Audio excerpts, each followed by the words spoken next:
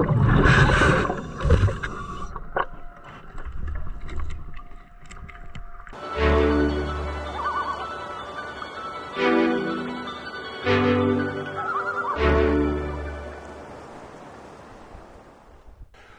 everybody, welcome back to the channel. This is Henry. I am out at camp for the first time since last fall. There's a lot of changes in how I'm doing things and so on, but let me take you down to the water and show you what I'm doing today first. Oops, sorry, I should actually learn how to, after you think 300 plus videos, I know how to put myself in the middle of the camera frame. So, for the long-time followers, you guys know that for the past few years I've come down to Sayers Lake to fix their dock. This is their dock right here. There's supposed to be a dock right there, but in a straight line. That's Tom Blackbird. He is the manager, supervisor of this entire like million of hectares or whatever it is, anyway, of land. So this dock, that's askew right there, is supposed to be straight. So I'm going to go fix it for him. But man, what a beautiful spot to be hanging out on a sunny day. Yeah, we're going to get things fixed up for these guys. Last year's video of me coming here to fix this dock, I camped in my four-wheel pop-up camper, which I recently sold about a month ago. I no longer own it, and I sold my beater truck. Some of you guys probably remember seeing a 20-year-old beat up GMC, but that's gone as well too. So I've got a brand new truck. It's a 2022 Ford F-150. I have never owned a Ford before. This is my first one, but man, I'm really enjoying it. It's a nice truck. Twin turbo V6, twin turbo, I think it is, turbo V6, and I'm not putting a camper on it. I'm just sleeping in my hammock today, actually. So I gotta go and set up camp after my dive. But in the meantime, I gotta get in my dive suit, get in the water, and show you guys how I'm gonna straighten that dock out. All right, see you in the water.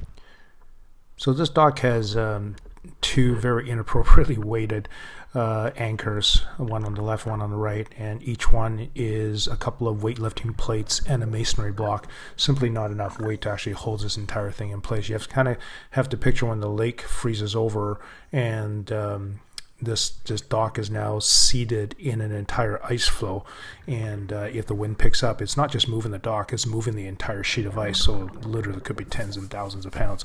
So the first thing I have to do is I have to go down and find out, did it drag the anchors or did it break off? And as it turned out, it actually broke off, both of them. So this dock no longer had any anchors attached to it, which is totally fine. I did find one of the anchors, and I didn't have enough time to get it out. I might try to get it out next time, but just left it. In the meantime, you can see me trying to push this dock and just giving everything I've got, but I'm standing on this quicksand like mud. You can see the mud behind me there, and I simply just was not able to move this thing very much. But eventually we got it going with three of us just heaving the thing. So once I got the dock lined up, the next thing to do is go and at this point I actually wanted to see where I can actually drop these the new set of anchors. And of course, as I'm scoping at the bottom, found some garbage. So check this out. See this little stick sticking out of the ground? I almost swam over this thing, but if you've been following my channel for a while, you know that exact shape that I'm looking for when I see these lakes that are historically been logging camps. And this thing was wedged in there. I had to actually shove my hand into the mud, and here we go. Check it out. Another Puget Sound falling axe. So amazing. This one here is not as good shape as the ones that I found previously, but oh my goodness, I was so happy. Oh, and I lost one lighter. Darn it. So, but that's okay, because lose one, find another one. Even Steven. So here we go. Check out this beautiful double-headed axe. Little rough shape, but that's okay. All right, brought that up to the dock and went back to work. So I actually kind of forgot to film us putting in these anchors. So we dropped in, looped the chain through the buckets, and then there's 5 in one grouping, 5 in the other grouping. But what happened was we forgot to line up the dock properly before we dropped them, so now I got to use my lift bag to actually lift up these buckets and move them over a little bit. You can see here it's actually lifting the first 2 buckets, and I did try to see if I can actually move these buckets with this one lift bag, and I could not. So I had to go back to the surface, get my second lift bag, knowing, like in my mind, I'm doing mental calculations here. Okay, I can lift 2 buckets with one lift bag. I'll use the second one to lift the next 2, and then between the 2 of them, I could probably, and just me lifting a little bit, I'd probably get all 5 of them off the bottom. And as it turned out, 2 lift bags fully inflated can lift 5 buckets of concrete. So this actually took off to the surface, which is totally fine. You can see this long chain here, so that's going down to the other set. So this set was too close to the center, so what I've done, or what I'm doing here, is I'm just shifting or leapfrogging this set further. So I kind of moved it by about, I don't know, probably like 10, 12 feet or something like that. It still wasn't enough though. I got to go back and move the other set and leapfrog that over even further. You can see here there's a PVC pipe running through the buckets, and the chain just runs through them. It's a great way to do anchors because you can always add more buckets if you need more weight, and you can always change the buckets out as well too. So you can see here I'm swimming with these buckets of anchors, or buckets of concrete, trying to move them over. They're actually really, really hard to move, but that's okay. And once I've moved them as far as I can move them, I need to get my lift bag back. So see me here using the purge valve to deflate them, and then go down, unclip them, unclip one, clip it to the other one, and then unclip that one. I think I just let it go and just watched they just shot to the surface, and knowing that I could just retrieve it later. So now all that's left is I have to tie that rope to the dock itself. And you can actually see in this shot coming up, I think right here, the broken cable, and I just tied the rope. Yeah, there it is. That's the cable that was holding the old set of anchors, and that's just looped around this chain. I just left that there, and basically I took the rope, left a little bit of slack to give the dock a little bit of room to kind of move around a bit with the wind and such, and then tied a bowl in, and that was it. Ooh, that was a fun dive, hard work. I ended up flooding half my suit because I kept on looking up, and as I looked up, water would trickle down my neck seal, and yeah, I got pretty wet right down to my underwear, so, but that's okay. Man, I found some cool stuff. Hang on, let me show you the dock first of all. So the dock is now sitting in the right spot. It was this way, and now it's dead on. Look at that. Oh, look how straight that is. My God, I'm so good at this. All right, so we put 10 of these anchors underneath, 5 in one group and then 5 in another group. And the hard work actually came from, we forgot to reposition the dock sort of a little bit positive this way and let the wind catch it and bring it back. So we dropped the anchor where it was, not realizing that dock was slightly askew. So I had to leapfrog a set of anchors, 5 of them with 2 lift bags, and bring it back this way. You can see the wind wanting to catch it and bring it back a bit, and the anchor actually holding it. I don't know if you could tell, but the wind's blowing this way. I did manage to get some garbage out, and let me show you. I found another one of these beautiful Puget Sound axes. This one here, not as good condition as the last one that I found, but still, it's absolutely gorgeous. Found some lighters, camp chair, water bottle, pot lid, and then the plastic container there. All came from directly underneath the dock. The axe actually came from kind of in, let's see, right in this area right there. That's about where the axe was. All right, I'm gonna go hang out with the camp host for a bit, chit chat, and we're not quite done yet, but I got them to the point where they can actually continue to set the rest of the anchor on their own. So yeah, what a good day.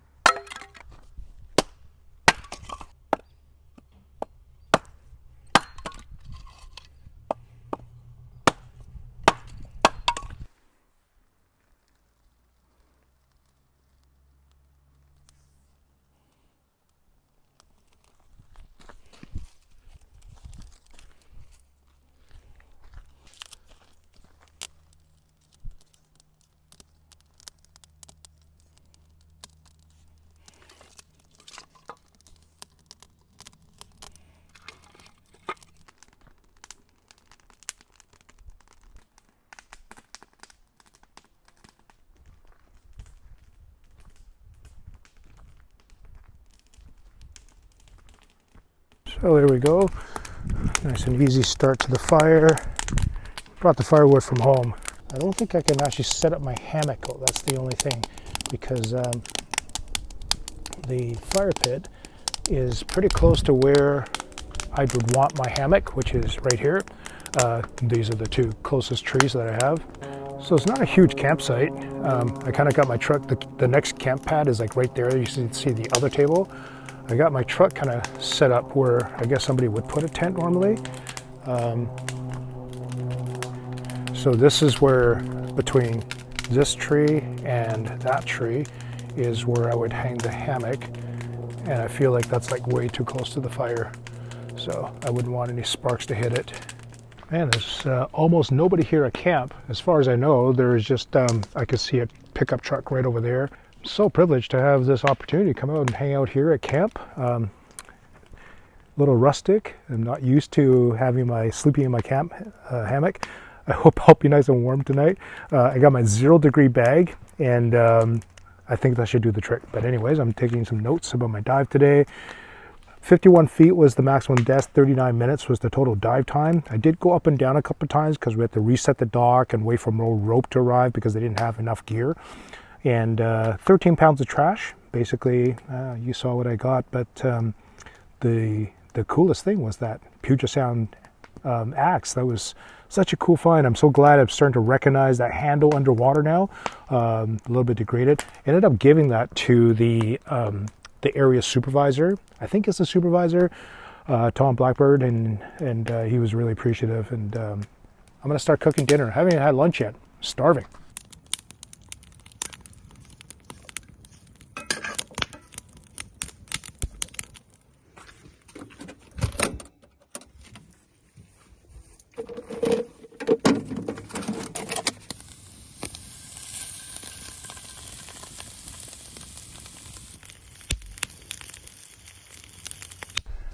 Oh yeah, a couple of bratwursts and potatoes.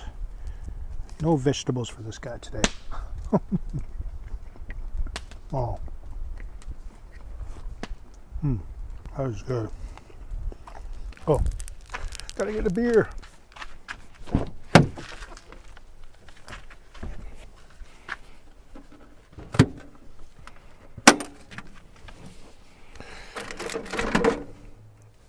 Steamworks, nice and cold.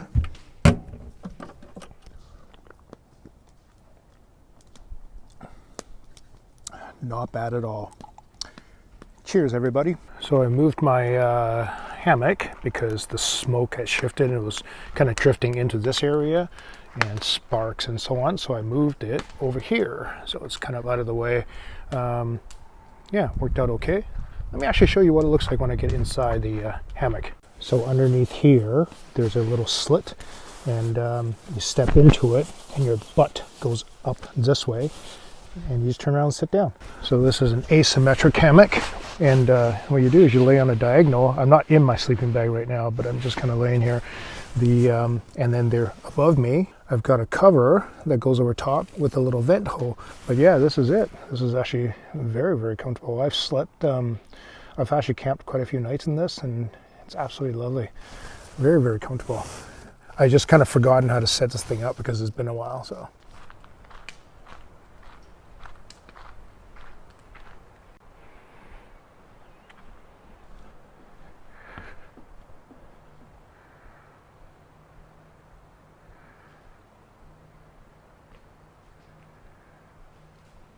So a few more campers have arrived. It's like 40% filled, I think. Maybe less. It's just the waterfront sites that are taken. There's more sites in the back. Anyway, I'm just sitting around the campfire. I downloaded a few movies to watch. Got the last 2 episodes of The Mandalorian I'm going to watch. And after I finish that, I'll probably hit the sack or something. This is the way.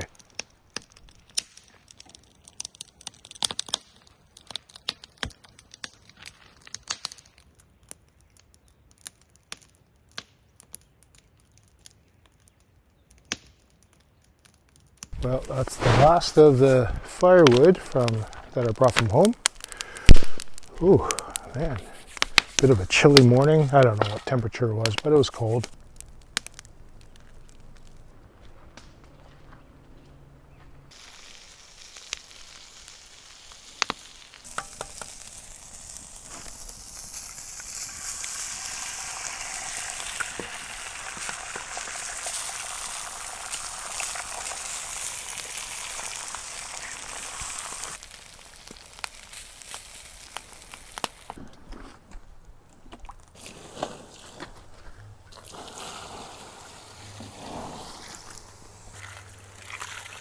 It was a fun time for this trip. Glad I got the dock set up. Anyway, thank you so much for my Patreon supporters, and got some garbage out as well too. So see you guys in the next video. Have a good one, guys.